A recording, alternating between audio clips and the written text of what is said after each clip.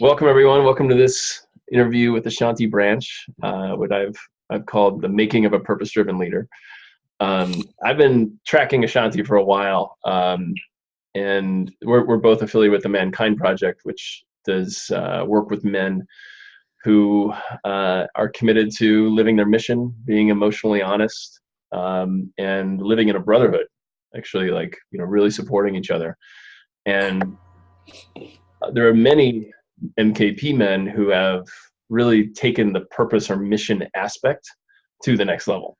And I want to, part of my purpose, part of my calling is to shine lights on what it looks like on the other side.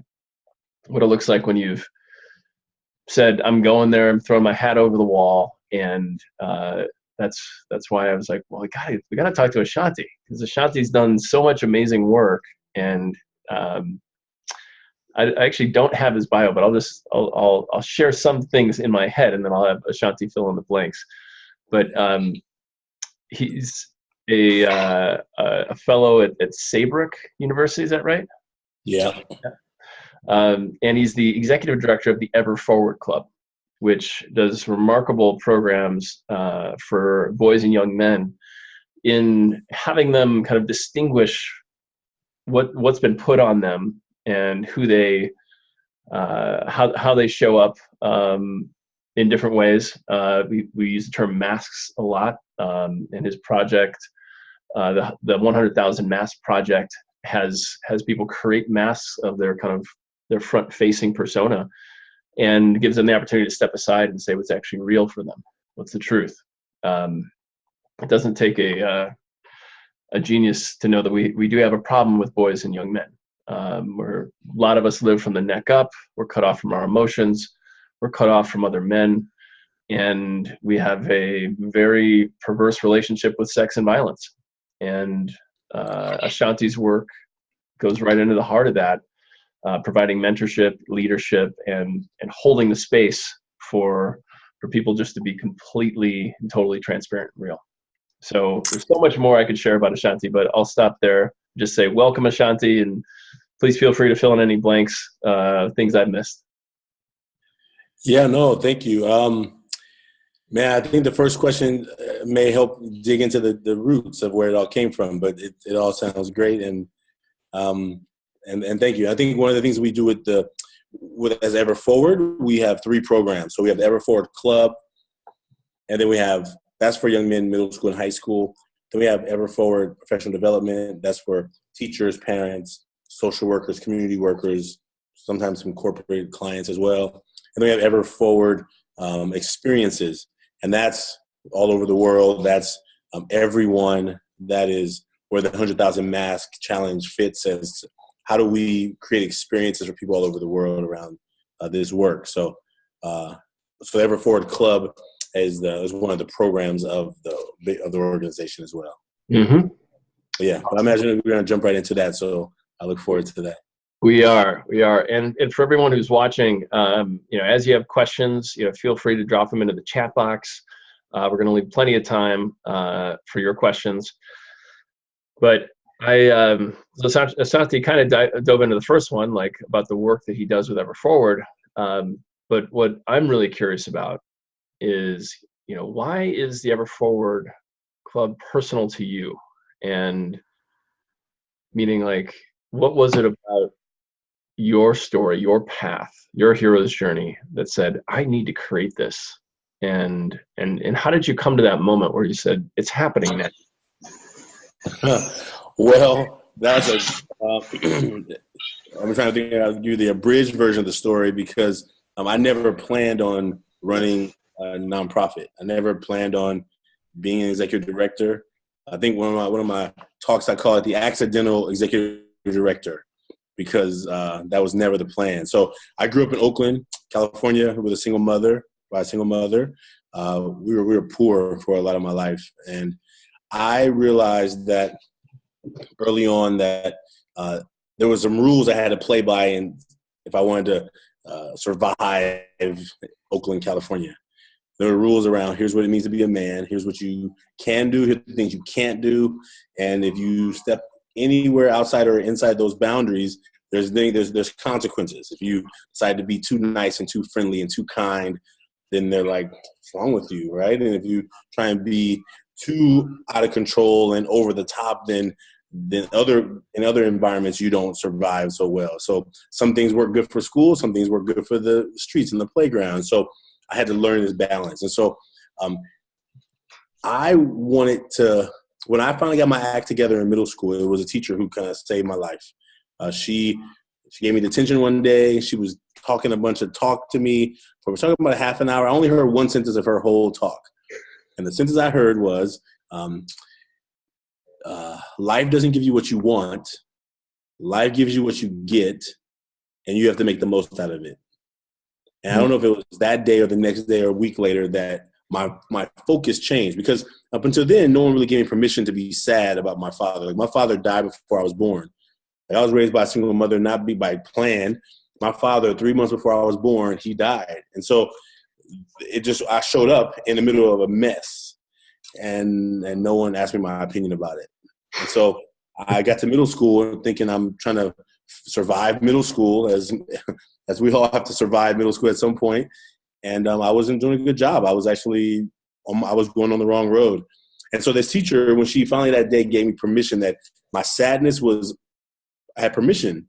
Now, I knew that I couldn't be sad on the playground. I couldn't be sad on the bus. There are certain places you couldn't show sadness. But the fact that I had permission to the idea that I have a reason to be sad that my father is dead. Like, man, because I was told that men don't get sad. So what do you do when you have these rules put on you that are saying, here's how you have to show up? And being the only man in my house, or the adult male, the oldest, I was like the man of the house at like 7 years old. What does that mean to be a man at 7? Like, I don't really know. But I was constantly trying to figure it out, constantly not feeling good enough, constantly not feeling like I'm living up to the rules of manhood, because I got the responsibility way before I wanted it. Right. Wow. And so when I finished, when that middle school teacher, Miss BP, when she changed my life, then I was on my way to college. I went to college, good job, making civil engineering, making good money. And then there was this burning desire, something like voice that was like, this engineering thing, yeah, you could do it, but you're supposed to be a teacher. What? I don't know where the voice came from. All I know is that something was saying, you're supposed to do something different. And I was upset, and I may have been afraid. I may have been a lot of things, but I knew teachers didn't make money, and I already did my poor time. I did my poor time in life. I went to college so that I would never have to ever wonder how to pay the bills again. Like, I wanted to make a lot of money, and I was making a lot of money. And so, but this thing inside me was like, you should be a teacher. I'm like, nah, you send the message to the wrong person. So that's part of the story that started, right? This calling of my life of like, you're supposed to be doing something else, even though you worked really, really hard, 6 years of college to get through. And then you telling me I'm not supposed to do that thing? Like, I don't know who the voice, I don't even know where the voice is coming from. You know what I'm saying? But I do know that I'm hearing it. And it absolutely was what I realized that I had to do. And so I ran from it. I ran and got another job, made more money, bigger promotion, all these things. And then I realized it's not the money. The money is not fixing this burning desire to do something different. And one of my buddies was like, Ashanti, you're always an engineer. So if you want to come back, just come back. Like, if the teaching thing doesn't work out, then come back.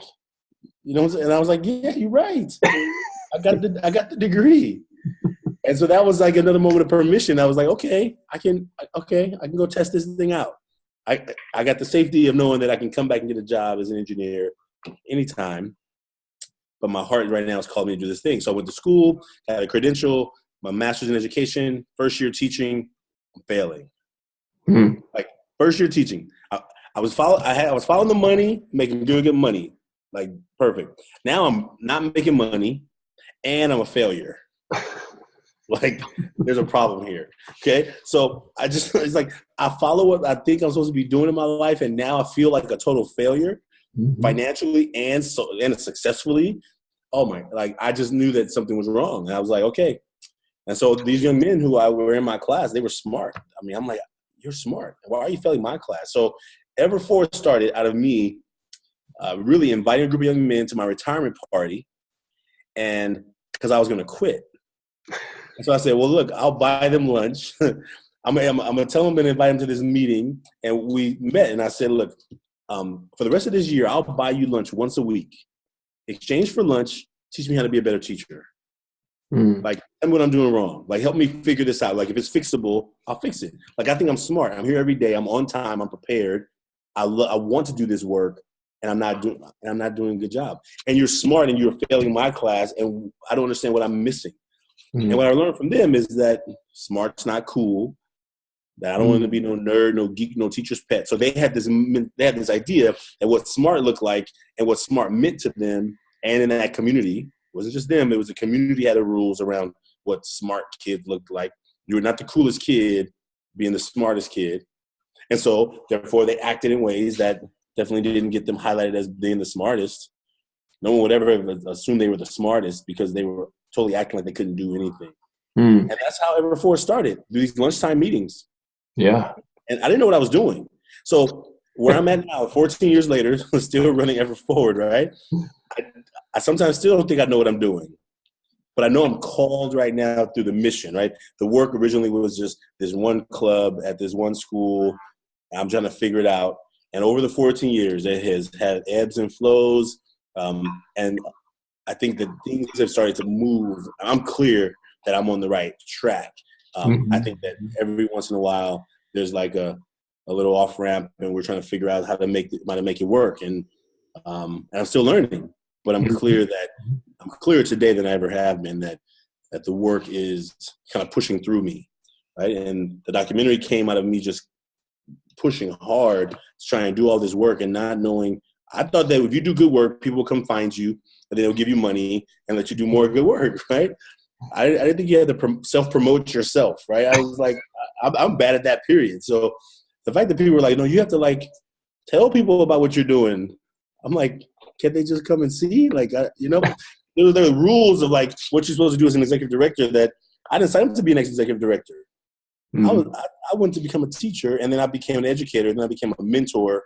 And then it was like, if you want this thing to grow, you're going to have to get bigger. You're going to have to get smarter. You're going to get more intelligent. You're going to learn new skills.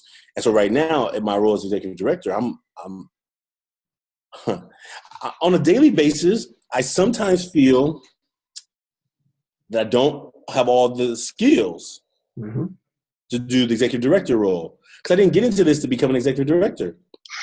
If you get me in front of a group of young men and I'm doing a workshop, I am in my element. But when you say, okay, we got to do these receipts and these taxes and these payroll and this compliance, this and the board meetings, this, and you're just like, what? I didn't sign up for that part. I didn't even, where'd that come from? Right? It's like a new list of things to do that is like, just keeps showing up every day. And I'm learning how to be like, I think it's only been in the last couple of weeks I've been able to embrace that.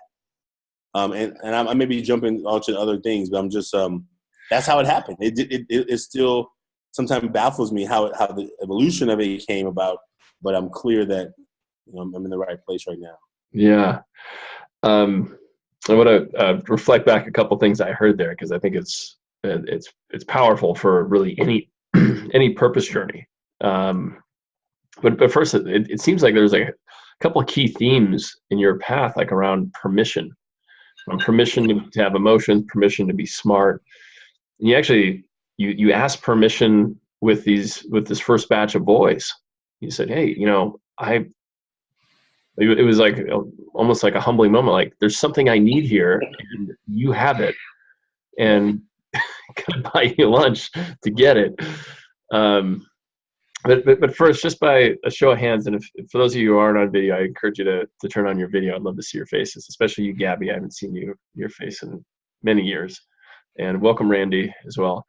But that is it by show of hands. Has anyone been told, or with words or just by example, like, don't show up with your emotions in this place? Yeah. Yes, I have. Yeah, great. Yeah. Yeah, and I mean, and unfortunately, like that's a big problem, right? I mean, I'm sure most of us got like, wipe that frown off your face, or boys don't cry and all that. Um, and also around the smart thing, that's what's heartbreaking, because it's like a gift that you have, Ashanti. Like you have a gift to like mentor and be with boys, and like to have somebody say that like you can't show up in your fullness, like that's yeah, it's a big problem you're taking on, and I just want to acknowledge that. Um, but from what I heard, it sounded like you have a like somehow there's a crack put in the door somewhere where you could hear the call, because you heard it a couple times. Like you're a teacher, you got to go do something, and now it sounds like there's like another crack saying like there's a larger expansion for you, and it's going to mean you're going to have to do a bunch of stuff you don't want to do. Yeah. Yeah. Yes. Which is almost like what happened when I became a teacher. Like I didn't really think I wanted to become a teacher. I think there's something saying this is what you're supposed to do, right? And I think that call between here's what I think I'm supposed to be an engineer. Like I worked hard to be an engineer. Like if you know the number of nights I stayed up at Cal Poly to get that degree, like I think I was more mad that something was like it was a deep down like you didn't tell me I just wasted all that. Like I didn't go to that party. I didn't go to a party. I worked like 4 jobs while I was in college. I didn't have fun in college. College was not like the fun pinnacle of my life. Like people say, oh, college was the funnest years. I wasn't there because I was working, studying, trying to figure like it was. So I'm like, I sacrificed a lot, but ultimately I know that I had to do it. I know that the journey, like as looking back, I think Steve Jobs said you can connect the dots looking backwards, right? Like you can look and say, oh yeah, I had to become an engineer first because I know what it means to be in high school and to work your butt off. So when I'm talking to young people about what career do you want and how hard it's going to work, not saying that any other career doesn't have to work their butt off, but I knew that if I was going to go to engineering college, that I had to be in calculus, I had to be in all the highest science classes, I had to like strive for like absolute, like there was no second guessing how hard I had to work if I really wanted to compete. And so when I talk to students, I know what it's like to struggle and to be like trying to do the biggest job or to have a career that's really huge. And I'm able to talk to them from that level. And I'm able to talk to them about also, if you're doing what you don't love, at some point it's going to have to give, right? I mean, if you're getting up every day, the amount of time we spend working, you're going to get up every day and you're going to work and work and work. Like I was investing in a lot of happiness on the weekends. Like I was buying happiness. I was drinking happiness. I was, I had make good money. So you can do fun things. You can go here and there. And I was like enjoying all that. But the Monday through Friday grind, I could do the work. It wasn't that I couldn't do the work. It was like, does it fulfill me? And maybe some people don't have to think about that. Maybe they don't think about what would make me come alive, right? What would make me fulfilled? Maybe they just say I work because I have to pay these bills or whatever. Mm-hmm. And luckily I had the freedom to be able to say, I want to feel fulfilled. I want to feel like my work has a meaning more than to be able to now, drive by buildings I worked on and like, oh, that's mine. That's my building. That's my project. That feels good. But I feel like I wanted to have a different impact on life. And that's how it came about. And so it still is, every day it's kind of like this lesson. I'm like, okay, where's this going? Where's this thing going? Where's this struggle? Where's it taking me? I don't know. I just kind of keep battling through the struggles because sometimes it's a struggle. It's a beautiful struggle. Well, no, it's not beautiful. Take that back. It's actually not very beautiful sometimes. Sometimes it's actually very painful, right? It's like I'm having to manage adults. I have a staff, and that work is I love people. Like, and if you really love people, you may be a really nice person. But the nicest, you may not be the best manager being the nice people, right? Because you gotta like, hey, let's go. We gotta get this stuff done. And so I'm like having to learn these other edges of myself that now are necessary. Yeah. So, yeah. So Well, it's a constant growing. It's a constant. yeah, I want to ask you a question about that in a second. But like one of the things that you surfaced earlier was like that your story started to gain coherence in retrospect. You know, like seeing that, oh yeah, if I didn't have this challenge, you know, maybe without a father, this challenge, like not being able to show up as my full self, and this challenge as being, you know, viewed as like not cool because I was smart, or you know, this challenge of being put into an executive director role. I mean, I hit that myself in 2015. I was like, we're leading a purpose movement, and I had no skills. And I worked myself to death. I worked my team to death, and they all left.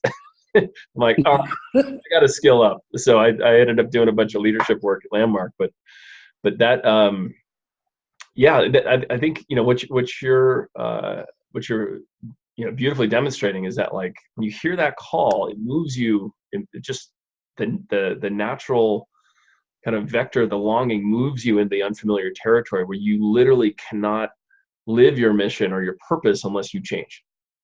It's like a lifetime jelly of the month club for transformation. Like you gotta keep showing up as somebody else in order to keep, you know, pulling that thread, you know, that following that path of your purpose. So what I'd like you to share a little bit about is the resistance, because you said, you know, you're like, "Oh, man, I studied all this, and I don't want to have to give that up. I don't want to give up the paycheck. I don't want to have to give up, you know, working with the kids one-on-one or in the groups. Like, you know, could you share a little bit about what it's like to kind of be present to both, you know, the call of what's moving you into your purposeful life, and also like, I don't want to do this crap. Wow, that's a beautiful question. So here's where that tension comes from. Well, not where it comes from. Let me just try and say I paint the picture of the tension. Okay. So growing up poor, you have to learn how to really navigate a lot of things, I think. So it's kind of like, Ashanti, we're losing you a little bit. We can't hear you. I grew up having to know how to deal. Or you're gonna be eating, losing me? Oh, okay. So like okay. Is it the speaker or is it my signal? Well, 1 second. Let me check in. Were you all able to see and hear Ashanti? Yeah, I think it okay. might be. It was on our my internet. Okay. My apologies. Sorry for interrupting you. Oh no, it's okay. Please you gave me time to rethink how I was going to say it. So this idea that when I was trying to go to college and I became finished college and I started working, and now I'm engineer, and then I'm like, the way it first happened is somebody asked me to start tutoring on Saturdays at this program called Upward Bound at Mills College, ironically. So I was like, well, Saturday mornings I don't wake up because I'm out Friday nights, so I can't really do your tutoring thing. So here's the tension. The tension was they want me to do something because I want to help these kids in Oakland. I love Oakland. I love the youth of Oakland, but also I love my partying on Friday nights. So when they asked me to do this, I'm like, no, I got things to do Friday night, and I don't like waking up Saturday mornings. So this is a place where it's like, part of me says, yes, you should go and help. And then the other part of me says, no, I want to party. So you got a tension right here, right? And some people say that's an easy tension. I'm going to go help the kids. But I wanted to enjoy my money. I had, you know what I'm saying? I grew up taking care of people and being responsible for others and my siblings that I love. But I had to be responsible for others way early. So when this opportunity came in my lap, I'm like, I don't really want to, can I just be selfish? Can I just enjoy my life? You know, I think it was like that tension of like, I worked hard in college, 6 years to get a job and make money. And I get to go out and hang out on Fridays and then sleep in on Saturdays. Like, but this tension was like, Ashanti, you got more to do. You got more to do. And so it's from inside. It's like not anybody outside telling me what to do. If there was somebody outside telling me what to do, I'd be like, shut up. I don't want to hear what you got to say. Leave me alone. it would be easy because I can ignore people, right? But it's different when something is inside of you that doesn't turn off. It's like, okay, why me? Why me? Like, why can't I just be solely happy that I'm making really good money and I get to enjoy my money? And now this thing from inside of me is saying, you got more to do. You got more to do. And so it's really hard to like describe it, but I think that's where it was. And then, so when I go start tutoring at this program on Saturday mornings, I'm like feeling really good. I'm like, it's worth it. It's worth it, right? It's totally worth it. And that's where the bug started. That's where the beginning of it started. And then let's say like, okay, I'm gonna fast forward. Like I become a teacher. Never planned that, but all these tensions along the way where it was like, you know, you're going to not only just tutor on Saturdays, you're going to like terminate your engineering time and you're going to do this thing. You're going to go back to school, get some more debt, and then you're going to make less than, you're going to make a third of what you were making before. Let me put that picture for you. Imagine like when I got my first thing they had me sign as becoming a first year teacher, I thought there was an error on the paper. Because I was like, it's no way possible that somebody can live on this. My salary got cut by 2/3. Now, I just want to be clear. Like, college was a struggle. Growing up was a struggle. I finally started making money, feeling like I got financial somewhat success. And now I'm going backwards, like fight in the financial category. You can look at like one category was feeling, purpose is going forward, right? But financial success, I feel like it's going backwards. It's like, and so I think that it was tension all along the way because I'm like, well, I'm feeling like I'm doing what I'm supposed to be doing, but I'm not feeling like I'm getting what I should be getting to live the kind of lifestyle I want to live. Yeah. And so I think if I was to write down all the tension points, that'd probably be a pretty good thing to do. I haven't done it before, but as I'm talking about it, I'm thinking about all the places along the journey where it was feeling really sticky. Yeah. And so when that first year teaching, I'm telling you, I was, you know, like, and teachers get paid once a month. You get paid once a month. I got to stretch all this month out over this one check. And when I was in engineering, I get paid every 2 weeks. And so all I can tell you is that the shift, I talk about money in the situation to be funny about it, but also it's really personal because I made a promise to myself that I would not go back to be growing up the way I had to grow up. Like I would not, feel it. I would not be at a place where I felt like I couldn't somewhat enjoy life. And I worked hard. Like I chose engineering, like because I know the engineers make a lot of money and I could do the work. And so to get to a place where you get a check and you're feeling like, what am I doing? Like how do I pay all my bills? How do I pay all my bills this month with this thing and survive a whole month? Like I was feeling that tension of like, I don't want this. I didn't work this hard. And so I think that along the journey, I kept having to question myself. It's like, why are you doing this? Like, why, what's the purpose? Like, why are you doing this, Ashanti?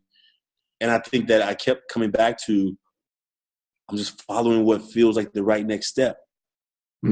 Even when the next step didn't always feel good. Even when the next step didn't always feel like it was exactly what I was supposed to be doing. And it felt, you know, like it felt good in one place, but then it felt the tension in the other.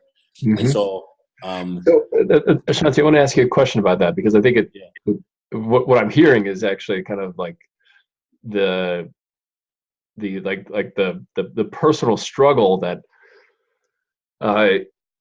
basically influences a lot of the work that you do with Everforward.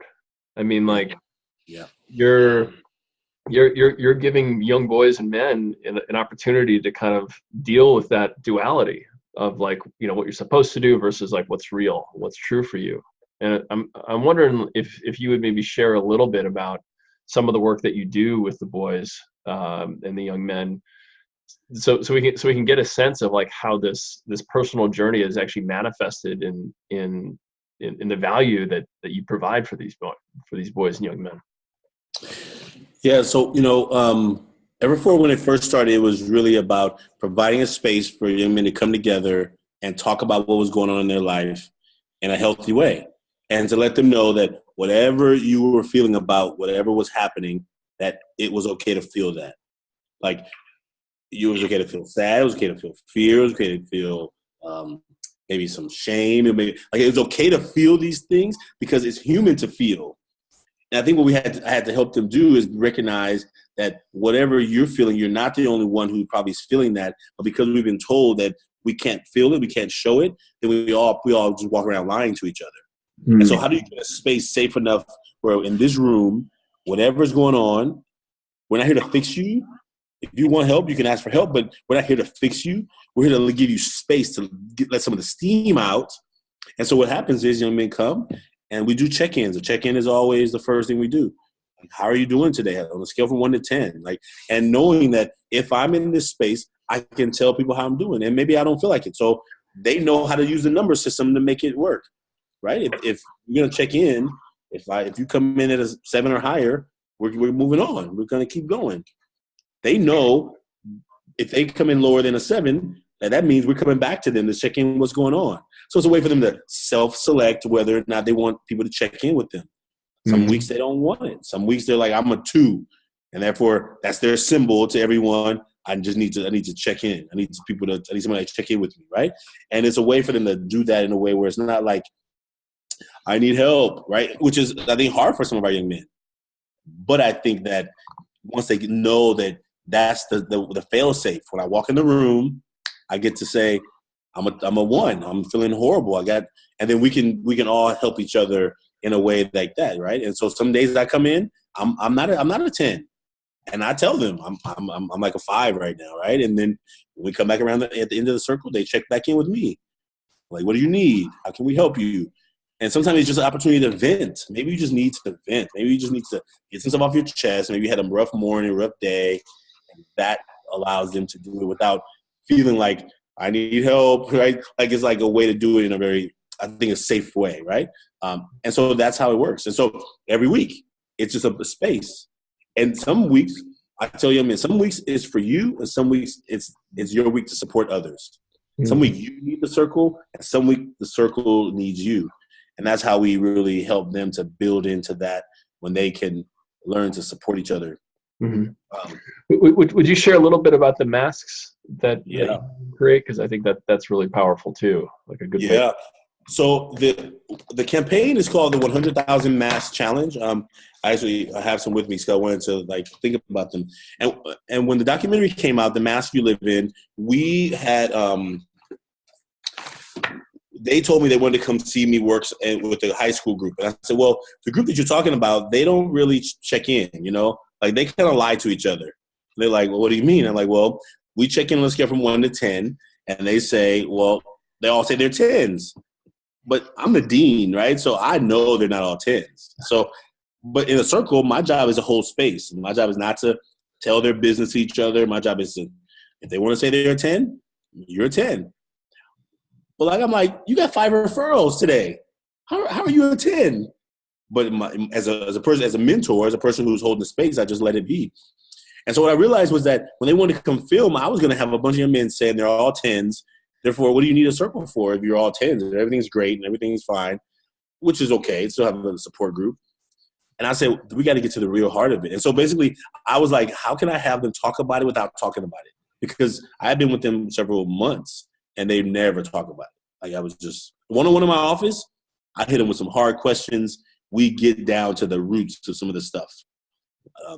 But when they're with each other, I'm good. And so what I did was I said, well, if I can get them to do it where they can show it or talk or write it, and that's how the mask came out. That's how the activity of the mask came out. I was trying to figure out how to get them to do it without having to talk about it, but that they all did something and they wrote at least something down. And that's how it happened. And so that was when we first did it in the documentary. I didn't know it was going to work. I was hoping it was going to work because that's all I had. It was like the film crew was there, and I was like, okay. I mean, I thought it was going to be one person walking in with a camera, and they were going to be just filming us. But it was something else. It was like, and the pressure was on me. I was like, but I was like, I gave my best. And when they started looking at the mass of each other, of others, oh my goodness, it was all just happening in the moment. And I was just like watching them check in with each other. And it was, oh man, every time I look at it, I'm like, I don't know where those words came from. They came from inside of me. They came from where that voice came from. It came from where that voice came from, because I didn't have a plan of what I was going to say. It was just feeling like I knew that I was in the right place. And so what we do now, the 100,000 Mass Challenge, is we were getting calls from people all over the country. Hey, can you come do the workshop with our students? And we're like, well, can you pay us? Because we don't have any money. And they were like, well, we can't pay you. And I was like, well, I don't. If I had a plane or somebody was going to fund me, I'll go all over the world doing it. But we don't have those resources. And do some other events. Something said you got to find a way to give it away. How do you give the resource away for people to be able to use it all over? So the 100,000 Mass Challenge came out of this idea that the resource, we find that people wanted to be able to do it with their youth. They saw the benefit in it. And that's when we came up with the card. So I'm going to just show something on the screen right now. So I don't know if that's backwards, but that's the 100,000 Mass card. I'll send it to you. And basically, it's a collection tool. So basically what people will do is they will fill out the card. They will, on one side, they'll draw a mask. They'll write 3 things that they let people see about them on the side of the mask. And the other side, they'll write 3 things that they don't let people see. And so this one in my hand says, like the front of the mask says, athletic, friendly, happy. And then the back of the mask says, I don't let people see, or I don't talk about being sad, being scared, and being annoyed. And so mask after mask after mask, you will be amazed to see the similarities, but also this really opportunity for young people to be able to talk about the things they're going through in a way that's anonymous and allows them to find some space to breathe. And and that's been, so right now I think we've collected probably about 20,000 masks. So we have a while to go. But in March, we're kicking off a new campaign to like really trying to build some momentum around it. We're using it's going to be called Mask Madness. So we're using Mask Madness as a name of the campaign, and so we're looking forward to that. But yeah, that's the mask work. Thank you, Ashanti. What I want to presence is that like there's like a fair amount of serendipity and like creative, like basically like you're the social entrepreneur. Like you're thinking about like, okay, we hit a wall. Now, what do we do with this wall? What do we do with these pens? And then a solution presented itself, and that you've got the cameras on you, and it's like, and then something new emerges in that tension, in that cauldron of like, hey, we've got to touch something real here, and we need a new tool, and boom, there you go. And then you're hearing from all the people around the country who've seen around the world who've seen the documentary, and they're like, well, how do we scale it? You're like, oh, how do we scale it? Let's try this. That's beautiful, because that actually kind of points to like a really powerful tension on the purpose journey. Is like, yeah, there's that internal call. Yeah. We're always in relationship to the world, and the world is also calling us. Like they're calling, you're getting called right and left to go speak and go do a workshop here and all that. And it requires some openness and some flexibility, but I'm guessing there's probably also some discernment. I'm guessing you probably have to say no to a lot of stuff too. That I'm bad at that. I'm bad at a lot of things, so I'm really really clear about what I'm bad at. So as a social entrepreneur, as a nonprofit leader, like we have to charge people, and my team know that it's better for me not to negotiate any deals with any schools, right? Because no school has money. No school. Every school we talk to, they never have money. So it's kind of like I'm already prepared that they're going to be like, we can't afford that. And so I just have to be like, but in the beginning, I'm like, okay, well, we'll just do it. We just want to have the impact. And that's why I'm realizing I'm spending a lot of time in a lot of workshops, and we gotta begin being really more discerning, right? Like we would love that if we had grants for all of them, man. We could pump them out, right? But we don't really. So it's kind of like that tension of like wanting to have bigger impact, but also having to pay my team and pay. Yeah. And then having a staff and things like that, and having other work to do, and really being clear about we have to make some decisions to say no, right? To say no. I'm a part of me is like, okay, we have ambassadors in a couple of different countries right now that are kind of doing some work on the ground, and you're like, well, maybe the no is like, well, where the no's, where do you get where the no's come from, and how do you know where the no's should be? I mean, imagine there's some strategy around that, right? Because every opportunity is not a good opportunity, but it's like, right. Man, we got opportunity to do some really good work over here. We're getting calls from over here. Like, is that the next city we should be launching in? Is that the and I just trust what I really have been able to do is just trust my intuition. Like really being really clear. Like I'm clear that I'm being pulled to this mission. And I also want to do it right. I want to do it wisely. I don't want to be reckless. I want to steward people's resources they've supported us with well. We have a lot of earned revenue that comes in because we do these workshops that helps us not to have to, our fundraising comes from a lot of that, but also, some donors who have supported our work over the years. And so we want to show that we're making good use and make decisions. Right.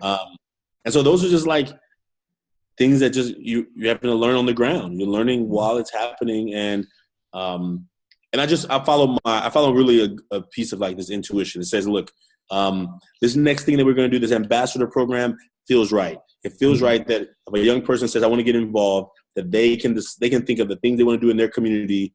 Now, I don't have necessarily the graphic designer to design the flyer for the ambassador program, or to create who's going to lead the ambassador program. I don't really know, but it feels right. And so it's kind of like how do you? It's the tension of like this is the tension, right? Like I can't really help you, student over here, because I don't have anything in place to help you. Yeah. So Ashanti, what I'm hearing is that like you as the leader of the organization. You've been like really comfortable in this kind of space holder magician role, like having people see the alchemy of their situation, and now like the mission is calling you into more sovereignty, more kingship, into like more discernment. That's beautiful. So I want to stop here and ask the group here. Do you guys have any questions for Ashanti? I've got more questions, but I want to see if there's anything that's bubbled up about either your own journey or about Ashanti's journey that you want to share or ask him a question about. Something is happening in the space that I'm at right now. So I'm at this college, and I'm going to ask what's happening, and I think I'm going to move to because I'm going to move probably to a room, so it gives me a moment to kind of, as you get the questions, let me find out what's happening. There's like a congregation of people outside the door, so people want to kick me out. Got it. So, do any of you have questions for Ashanti? I'll relocate over there. No, show of hands or oh yeah, how can women support? Yeah. Okay, cool. Okay, yeah, I'm in a space that has a pre-meeting happening, so I'm gonna. It's actually a beautiful space. It has a big circle in the middle. I thought it looked like fancy, but I just jumped in the first room I could find. So I'm gonna move to a new spot. So let me so you don't watch all this craziness behind me. I'm gonna just put the video on pause, and I'm gonna move to a new spot. Okay? Yeah, cool. And while you're moving, I want to share a question that Katie just asked, and that's, how can women specifically support you in the mission? That's a great question. Wait, I think you can still hear me though. Yeah, we can still hear you.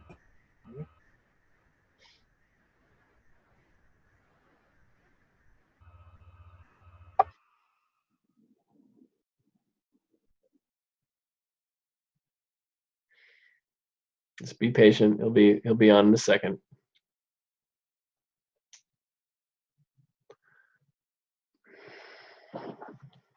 I immediately want to go into like fixer rescuer and like go recruit a grant writer for him and like say, oh, we gotta get you a fellowship here, and we gotta get the yeah. I kind of wish I had someone like that working for me. Like it was like, hey, let me figure out how to have you make more impact.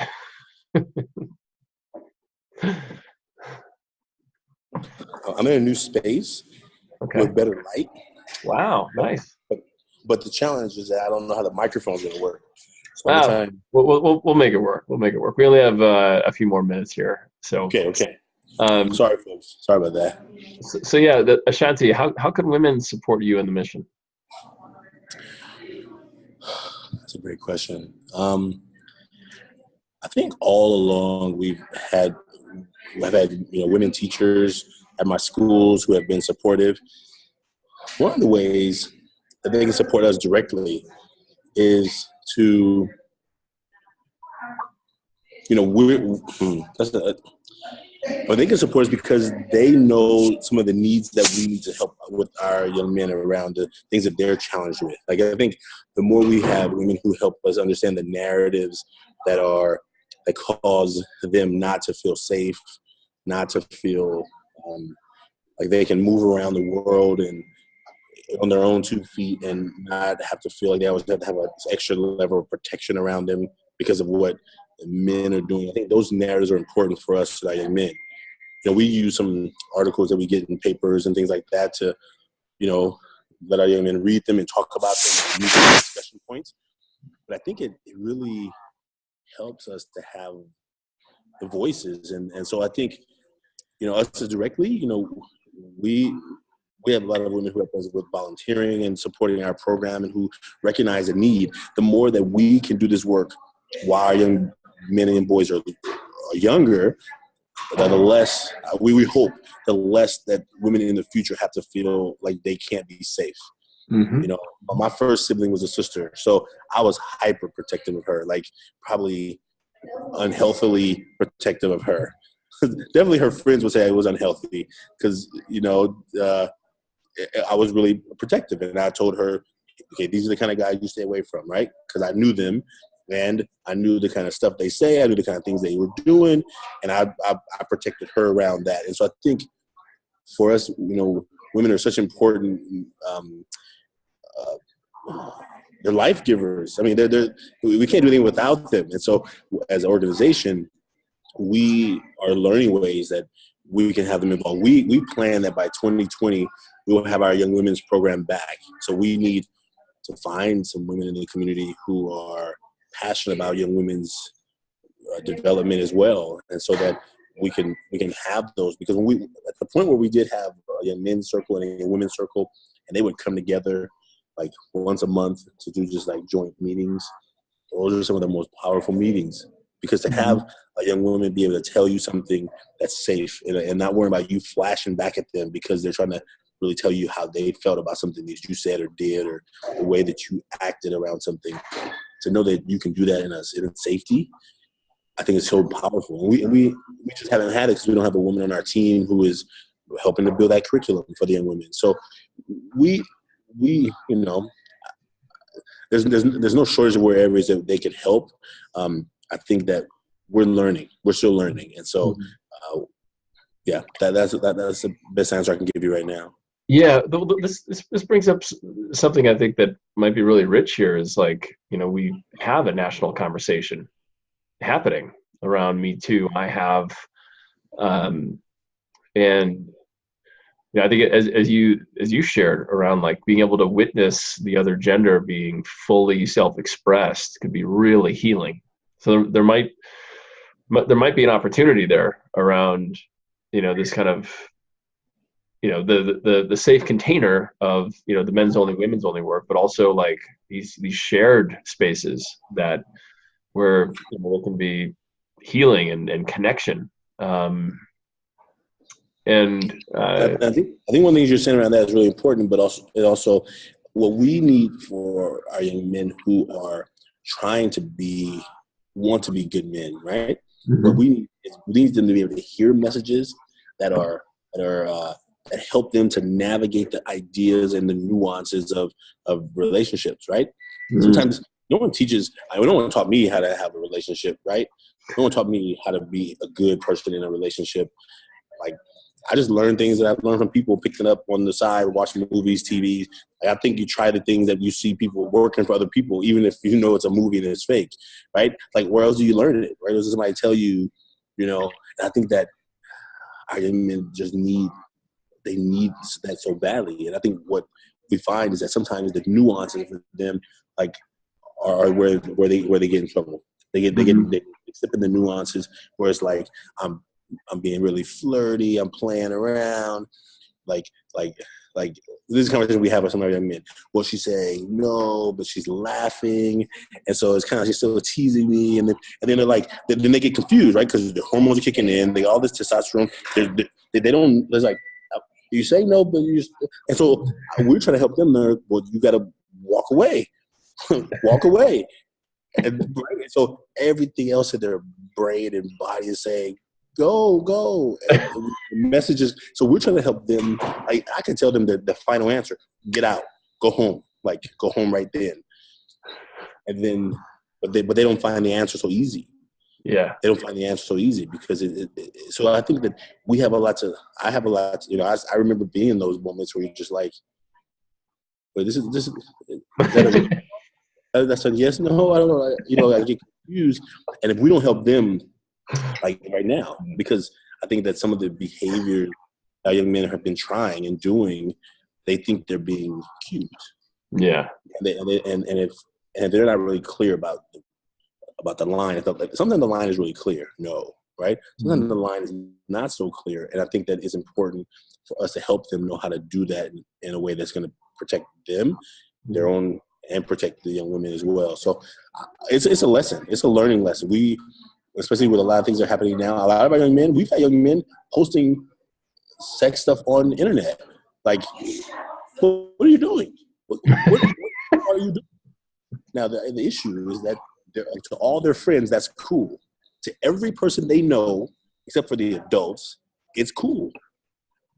I don't think it's cool, but they don't spend all their time with me. They spend time with people their age and their peer group, and it's like, holy moly, that give you some props or some badge of honor, and that could have you locked up in jail for a long time. And so you have these things where you're trying to help them navigate these decision-making processes in a world now where everything is out in the open and everyone thinks that they need to, like, get a bunch of likes and they need to prove that they're real men in a very public display of work around what I show you. And so we're learning some challenges. We're learning some new challenges that we're having to learn about, and it's an exciting period of us, building our work. Ashanti, we need to move to a close here, but what I want to ask you is, like, given that you've held the dynamic tensions of, so many different dynamic tensions around poverty, wealth, around, working hard and wanting to play, around, following what, the desire to make money and enjoy yourself versus, like, this call that, like, won't shut up and leave you alone. I'm curious, like, do you have anything, like what would you say to somebody who's, like, on the verge? It was like saying, like, I'm feeling it. Like, I'm feeling like I have to be part of the solution, whatever that problem is, whether it's democracy reform, race, gender, the environment, whatever. Like, what could you share with them as they navigate, like, kind of moving out into the virgin territory of their purpose?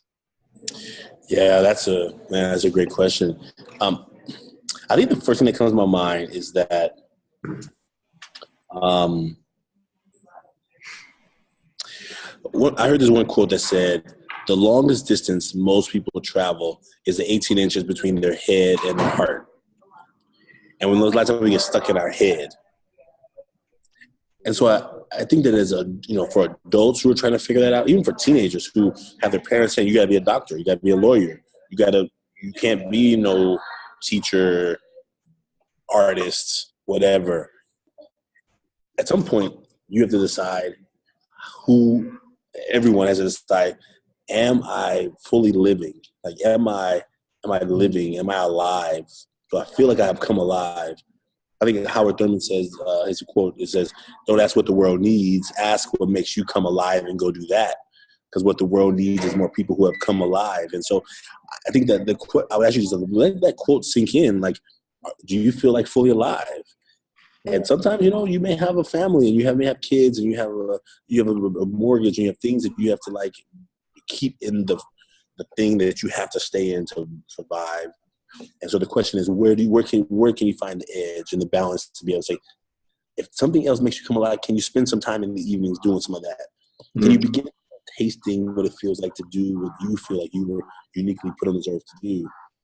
And I think that is so valuable. And I wish that more people would give themselves a permission to do that. Luckily, when I made the decision, I had no mortgage, I had no house, I had no kids. I could drop my salary by 66% and still I wasn't happy, but I could do it, and I could still survive. But I think that what I ask people to do is just kind of follow your heart, and if the responsibilities require you to stay in the job, then when can you find some time to do that thing you love?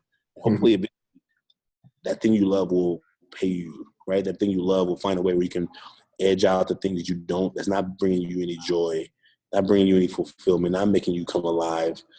And I think that's what feels good to me. Yeah. So Ashanti, I know Katie wants to follow up with you around some awesome women's work that she's doing. Awesome. But so what's the best way for people to get in contact with you, to support your work, to be an ally in the good work that you're doing? Like, thank you. Our website is everforwardclub.org. So everforwardclub.org. And there's a place on there where you can just say, I want to stay in touch, or there's a place where you can fill out a little form and say, hey, you can tell us you want to help or volunteer, you have some information for us, you have some connections. You can do that there. My phone number is on there. My email is on there. We're still a small enough team. I answer my phone. I do have an assistant helping me with some emails because we get a lot of them now, but we always respond, and we're trying to make some big moves. And so please get in touch with us. If you just go into, type in Everforward Club, we come up pretty early in the searches. And if you know schools or teachers who want to do the 100,000 mass challenge, have them just email us. We right now, we're giving them away, the cards. And we're asking the teachers that they send them back to us after they've done the activities. And they're starting to make some moves. And so, however we can support your community, the things you want to do in your community, we want to do that. And we're doing workshops all over. So we may be in your neighborhood. We'll be in LA next week, so Los Angeles, and we'll be in Indiana also next week, or in Louisville, Kentucky at the Muhammad Ali Center. I'm presenting there. And so I'll start putting more updates on our website about places we're going to be. So if we're ever in your neighborhood, or if you want to bring us to your neighborhood, just reach out to us. It's an exciting time right now, and so we want to see how we can be all over. Awesome, Ashanti. Well, thank you so much for spending time with us and sharing your journey, because it's, this conversation is going to live long after, we're done tonight, because I'll be posting it. And my want is for all of us listening live and later to, reach out to Ashanti, like get connected with his work, bring it into your communities, because, I'm a poster boy for what it looks like when you wait to do the work. and as Gabby knows, Gabby knew me in my 20s. I was a mess.